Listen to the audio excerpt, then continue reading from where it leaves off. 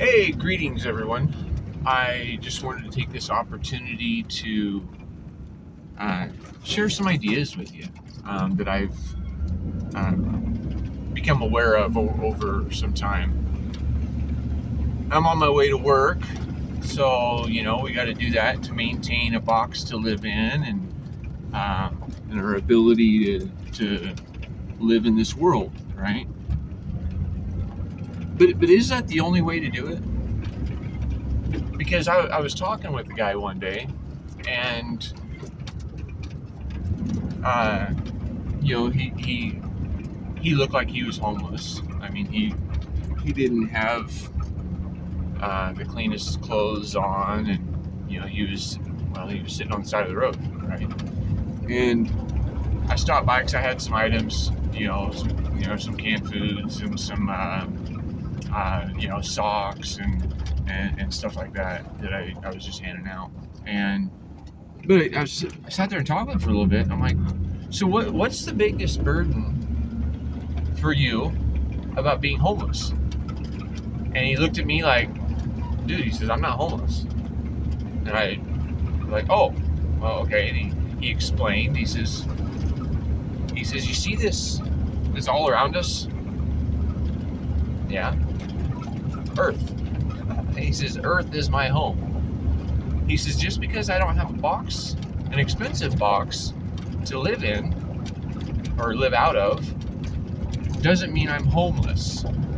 He says, I see it as being home free. He says, everybody that's got a box, or most everybody that's got a box to live in, live out of, they spend most of their day, or at least a third of their day, working a job just to afford it. And maybe, minimum wage has helped some people, but it's hurt others.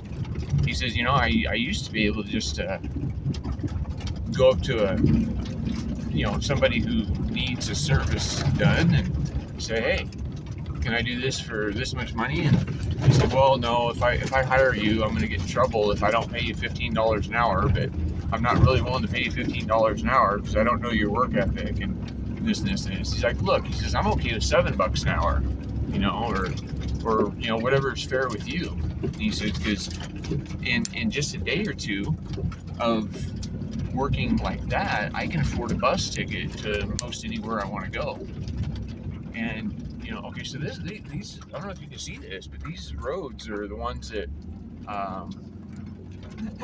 that my tax dollars are being stolen from me, so they say that they can maintain them. But right now, I mean, if you don't have four-wheel drive when it's a little bit wet, you're gonna get stuck in one of them holes back there. You're gonna hope somebody comes by and can pull you out. Anyway, get back to he said most of the time, most of the year, right where we're at, you don't even need full-on shelter. You don't need a thing on the wall that you can push a button and it makes it a certain temperature. He says, I've got long johns, I've got a coat, I got a blanket, I got a sleeping bag, and I have a tent. And I have the things that keep me out of the weather. And when it starts getting too cold where I'm at, I work a few days, I get the money I need for a bus ticket, or I hitchhike, or I do a ride share or something, and I go south, because if you go south, it's warm, right? That's what people in the old days did. And they didn't have to live every day paying to exist on every level. They gathered their food at the source for free, rather than the grocery stores for a fee.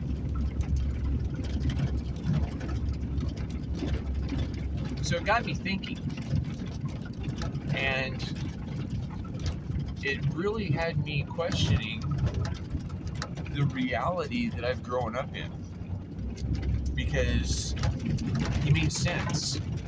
He told me, he says, a lot of these people that are working all day, they're not even hanging out with their friends. Sometimes they can't even stand the people they work with. So then that promotes stress. And stress is the root of dis-ease. So if we avoid stress, we might even live a little longer. We might even be happier and healthier and more peaceful. And if we recognize abundance as just the ability of breathing right now, and if you've got some clothes that keep you warm, you got a little bit of food in your belly, right? A little bit of water to drink, you have abundance. But you know, in this world, in this culture that we're living in, you know, a lot of people don't feel like they have abundance unless they have 3 houses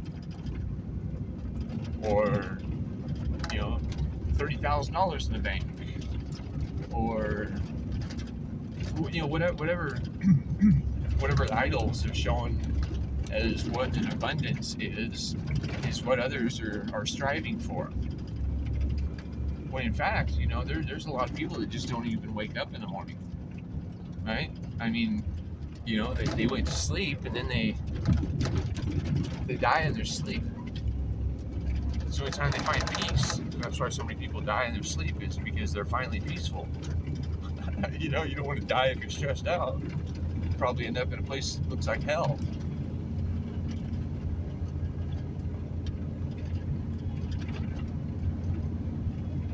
Luckily, with the skills that I have, I only have to work, you know, 1 or 2 days a week, right? So, and I can make enough money to pay my taxes and pay the taxes, right? Because if you don't, they'll come and steal your stuff. That doesn't sound like freedom to me. You know, that sounds like a culture that's based in freedom, like D-U-M-B, you know, because it's supposed to be by the consent of the governed. And these people that are hired to work to the will of the majority really should be recognizing themselves as a public servant. But a lot of them, you know, they call themselves an elite, and they act like they're your boss. And they think that because somebody gave them a costume and a title and a paycheck, that they can come and force you to do things without your consent. It's sickening. It's absolutely sickening to me. You know, statism, the thought and belief that somebody somewhere else has the right to control you and steal your money when you have harmed no one, is a very dangerous religion that many people, you know, they'll want you to be thrown in jail if you don't believe the same things that they believe, right? I mean, that is psychopathy. I mean, there's just no other way to say it. I mean, that's a sickness. But luckily, there is another way. And even though media, did you know that media, M-E-D-E-A, I know it sounds the same as media, M-E-D-I-A, like ABC and NBC and Fox and, you know, those things, right? So media, M-E-D-E-A, is the Greek goddess of illusion. And we have to realize that there are only so many things that are taught to us in school. And the things that keep you free have to be sought. I'm still in the process of learning, because if we aren't in the process of learning, we're accepting that what we know is enough. But if we're still struggling in any way, then that's a dumb way to be, right? And I found many of the ways that we can be free. And I found Supreme Court decisions from all over the country that substantiate it. But the problem is that even if the judges aren't tyrants, they're ignorant and they're complacent in their ignorance. And so then they become treasonous when they are operating outside of their jurisdiction.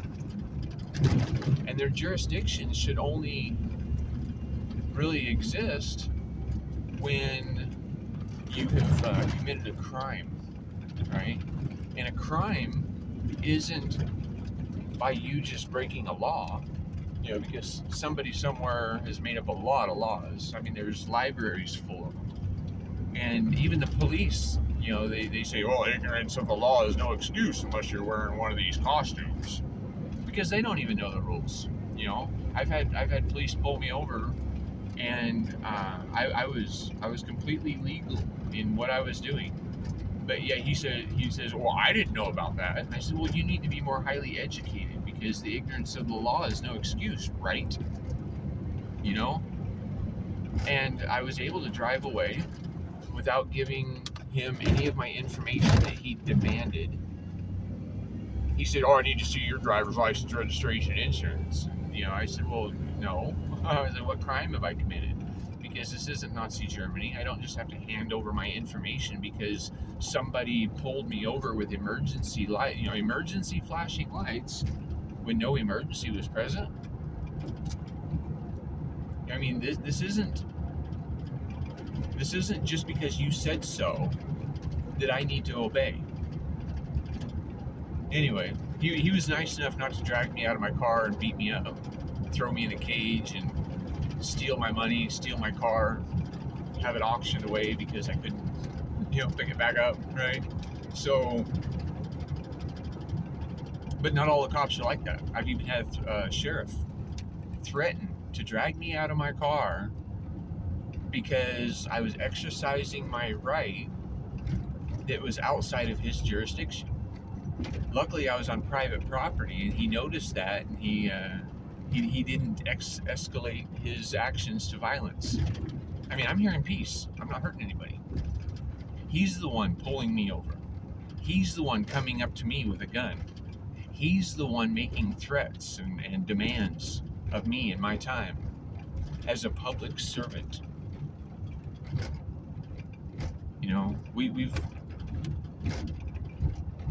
We've become ignorant and complacent in what the roles and responsibilities are of a public servant.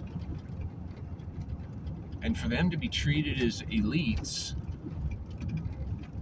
is a symptom of weak people. When the red and blue lights come on behind you, are you thankful that they're gonna be letting me know of a danger up ahead, or they're gonna be helping me in some way? Or when the red and blue lights come on, do you feel like, oh shit, I mean, like, what, do I have a light bulb out that they're gonna charge me $704 for?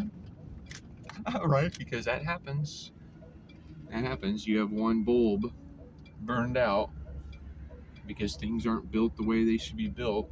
Thomas Edison, I think it was, if my memory serves me correctly, he invented a light bulb that's still burning. Like over 100 years it's been running.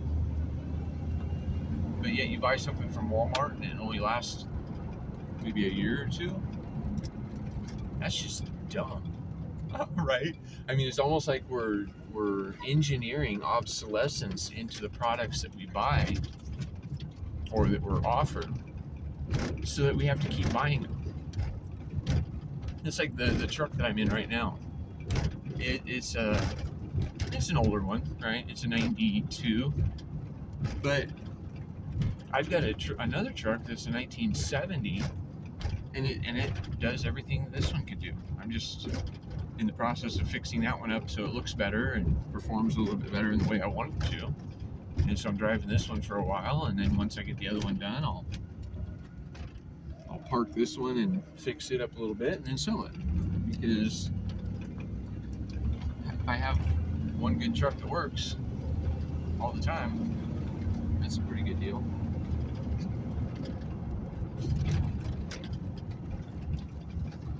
Anyway,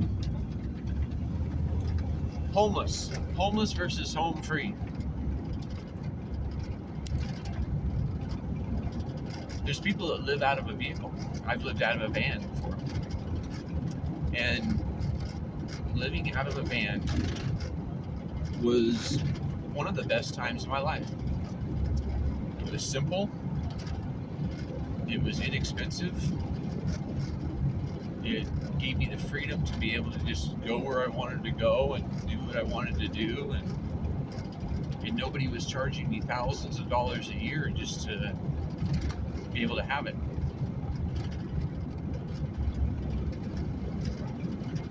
There's a lot of people working more than one job to afford a box to live in. You've got maybe a husband and a wife, or you got domestic partnerships, or whatever person wants to call their relationship with others that they're cohabitating with so they can afford to live.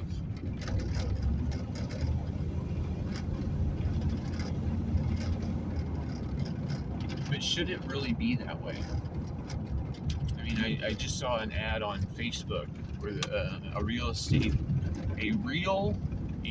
agent was selling a house that looked to have been built in the 50s. Not even that big, not even on a large lot in town, for $225,000. A 2-bedroom, 2-bathroom house for almost $250,000. And when you figure in the interest rates that are being charged now, there's a good chance that it'll cost you well over that, right? Probably almost $500,000 to have a house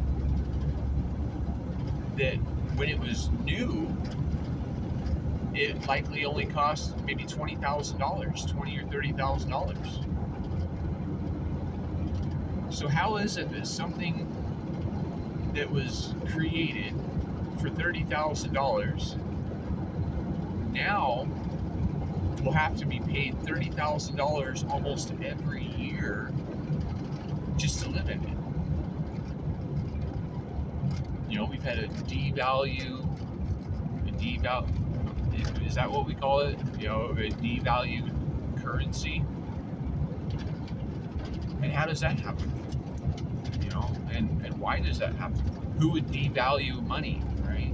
I mean, if you worked hard for it, you would value your money. But the people that are devaluing the money are doing so because they're just printing more of it whenever they need it, right? Or they're stealing it from other people who do value it.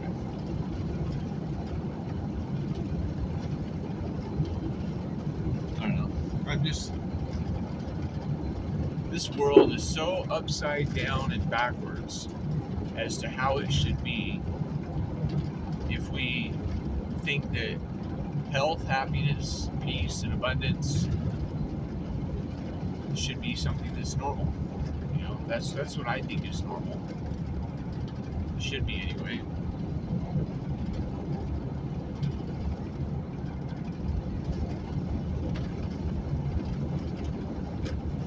Well, and then the agencies that are responsible for maintaining our landscapes and our forests, they're not even doing a good job, right? So we have all these tax dollars being spent with people not doing a good job.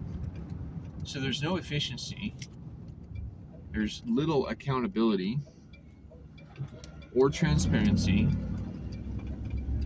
or affordability in what we do.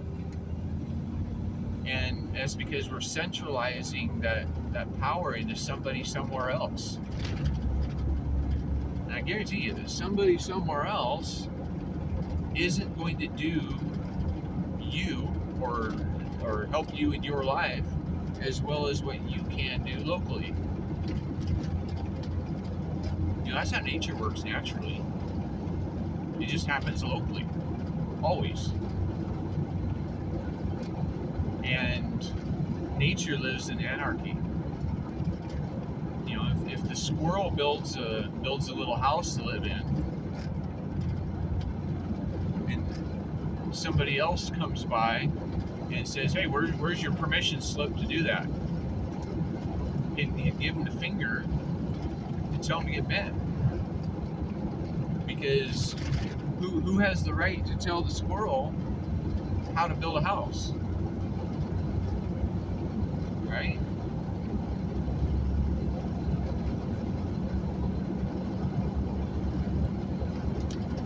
Alright, anyway, I think I've talked enough. I don't know if anybody's actually watching. A lot of the videos don't even get many views. I guess maybe I should start twerking or just talking about things that don't matter. Or just being an idiot, because I see that there's so many people on Facebook and YouTube and Instagram and TikTok and things that they're not saying anything that matters, yet they get millions of views. Here I am trying to talk about the things that matter, and I get 10. You know? I mean, that's just the way it is. And I think I just drove past my road, so I'm gonna take a U-turn. I wish we had GPS that worked while I'm using the camera feature. You know? And get like Jeff Foxworthy's voice on it, you know? Hey man, you just missed your turn. You better flip a bitch and turn around. Right? Because at least that'd be kind of funny. Right? Anyway, I hope y'all have a great day. And there's a difference between what we've been trained to recognize as normal and what should actually be recognized as normal. What's healthy? What's going to promote our happiness and our abundance and all these things. So, anyway, hope you have a good day.